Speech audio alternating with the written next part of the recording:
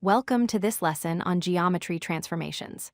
Today, we are going to explore the properties preserved under specific types of transformations called isometries. We will look at translations, reflections, and rotations, and understand why they are so special in the world of geometry. First, let's define our key term, isometry. An isometry is simply a transformation that preserves distance. You might also hear it called a rigid motion. This means that if you move a shape using an isometry, its size and shape do not change at all. The distance between any 2 points on the original figure is exactly the same as the distance between those same points on the new figure. There are 3 main types of rigid transformations you need to know. First is translation, which is essentially sliding a shape. Second is reflection, which is flipping a shape like in a mirror. And third is rotation, which is turning a shape around a point. All 3 of these preserve distance and congruence. Let's look at translation. Think of this as sliding a figure across a flat surface. You move every single point the same distance in the same direction. Notice that the orientation stays the same, the object doesn't turn or flip. Most importantly, the lengths of the sides remain perfectly preserved. Next is reflection. This is like looking in a mirror.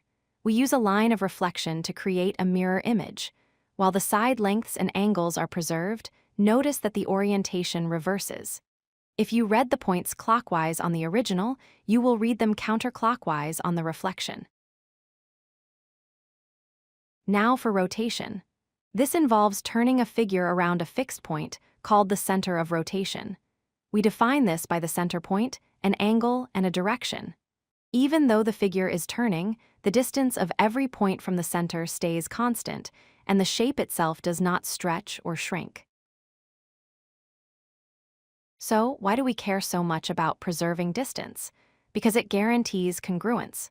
When a transformation preserves distance, the resulting image is congruent to the original. This means if you measured side a b and then measured side a prime b prime, you would get the exact same number.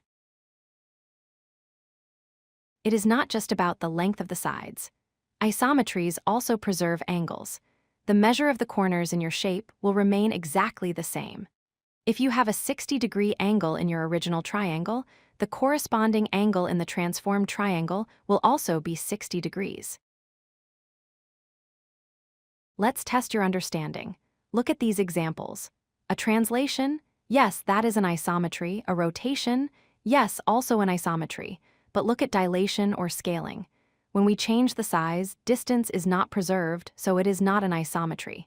Similarly, stretching a shape distorts it, so that is not an isometry either. To summarize, remember that isometries are rigid transformations. They include translations, reflections, and rotations. They preserve both distance and angles, ensuring that the image is always congruent to the preimage. Thank you for watching this overview of geometric properties.